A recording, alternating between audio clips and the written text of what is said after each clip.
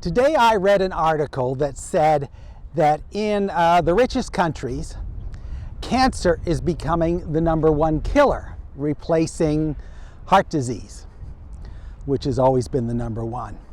In other words, people are dying more often from cancer than they are from heart attacks.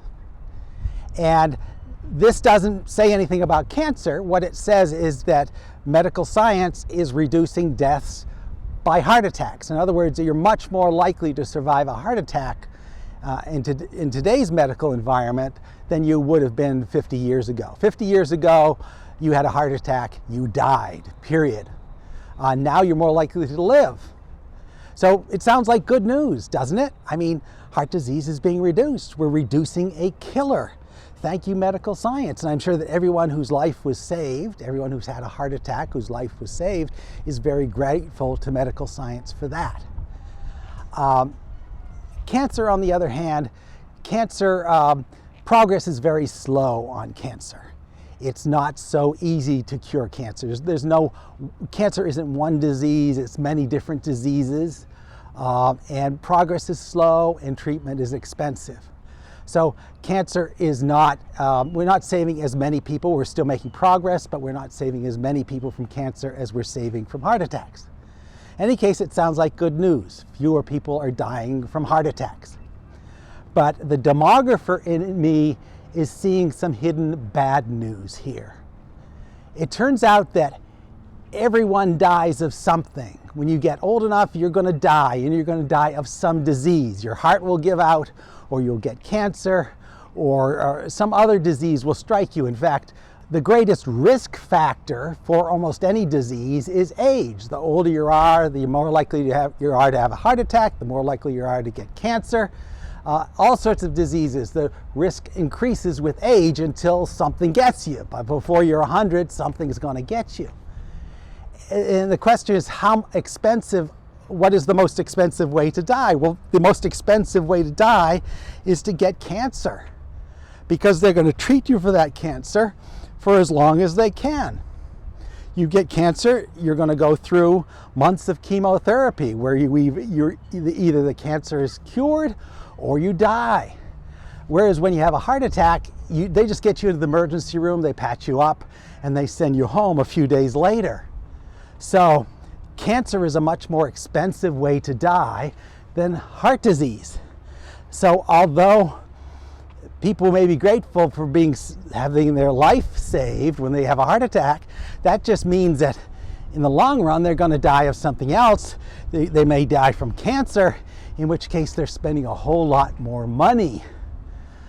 So every disease, every life you save gives that person the opportunity to consume more medical services in the future.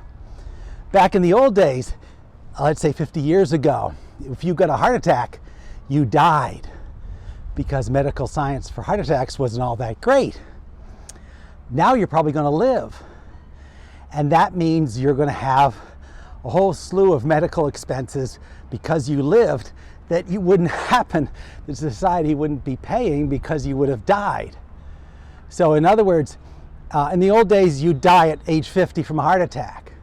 Today, you're going to live through that heart attack, assuming they get you to the hospital fast enough, and you'll go on to have maybe a second or third heart attack. They'll save you from that as well. And now you're maybe 70 years old, and now you get cancer.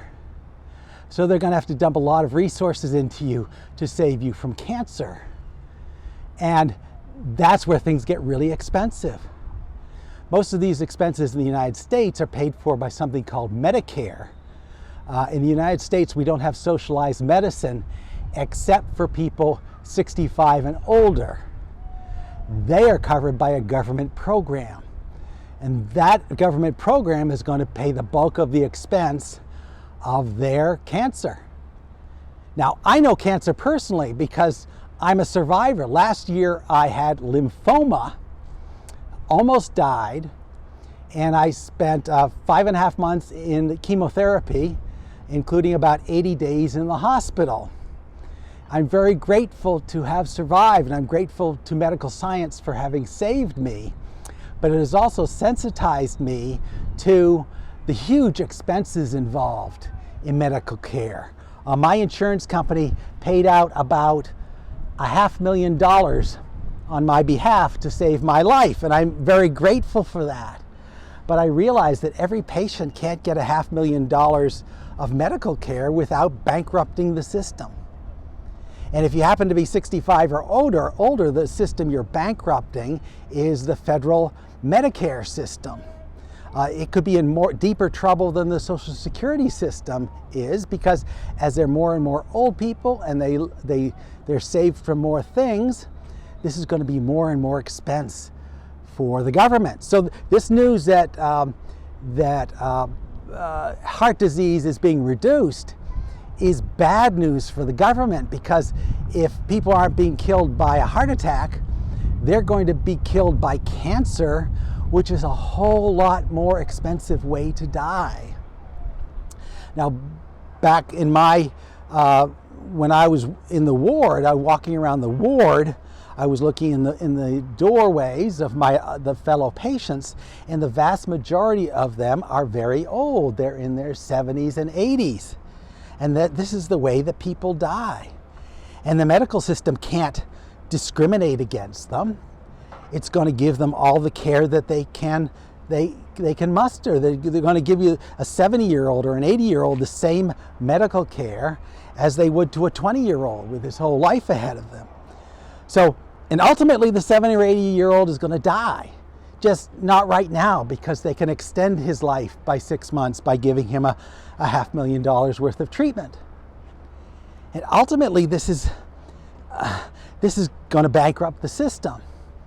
Medicare is in deeper trouble than Social Security is, because Medicare just keeps growing. You know, both of them have more and more customers, but the cost for each customer is growing with Medicare with every advance in medical science. So, in a previous video, I pointed out that something that I call the medical science paradox.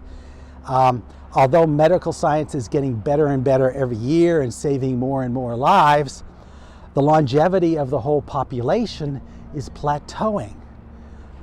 In America and throughout the developed world, people are not living longer. As a whole, the whole society, the people are not living longer, even though medical science is getting better.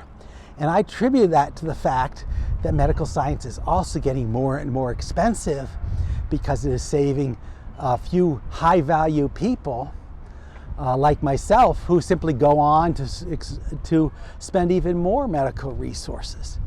So what this ever-rising cost of medicine means is that fewer people get access to medical care.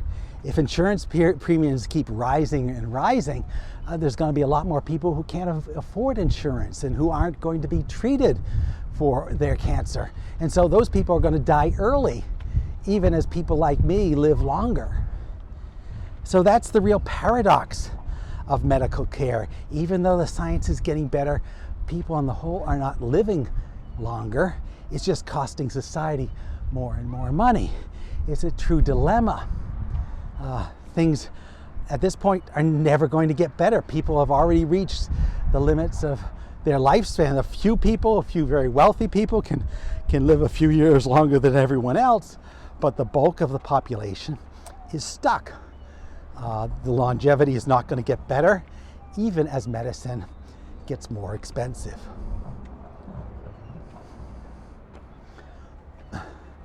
Where am I? I am in Temple, Texas. And I believe that this stadium here is a high school stadium. I could be wrong, but I don't think this is a college stadium. I think this is a high school stadium. Football is big in Texas.